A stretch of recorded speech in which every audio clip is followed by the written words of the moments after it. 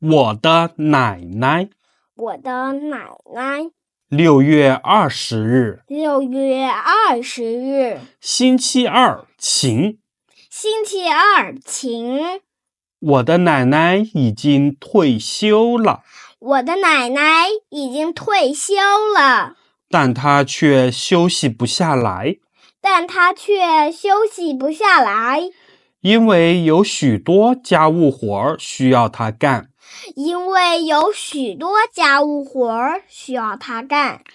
她每天很早起床，给我做饭。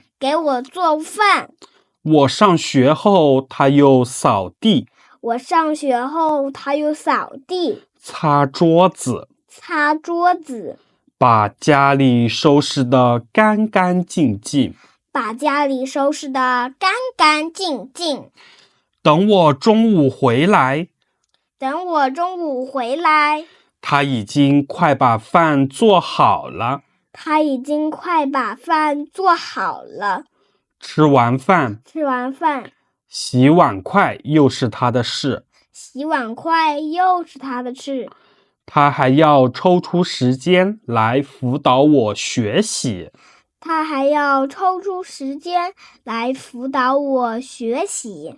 看着奶奶劳累的样子，我真想发明一种机器，能代替奶奶做事，那该多好啊！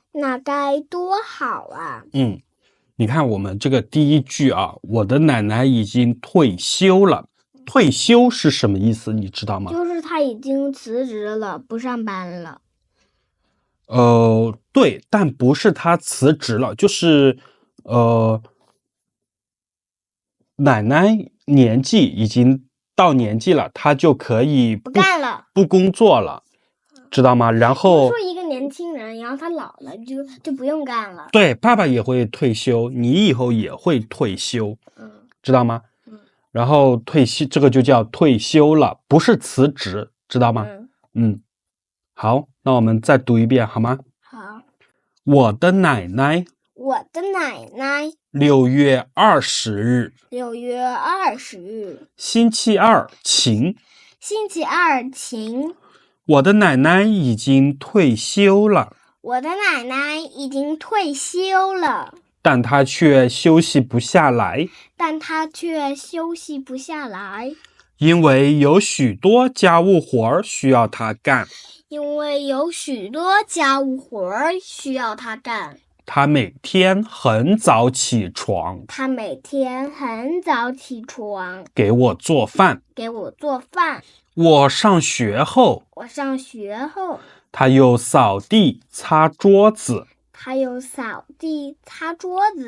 把家里收拾得干干净净。收拾，对，把家里收拾得干干净净。等我中午回来，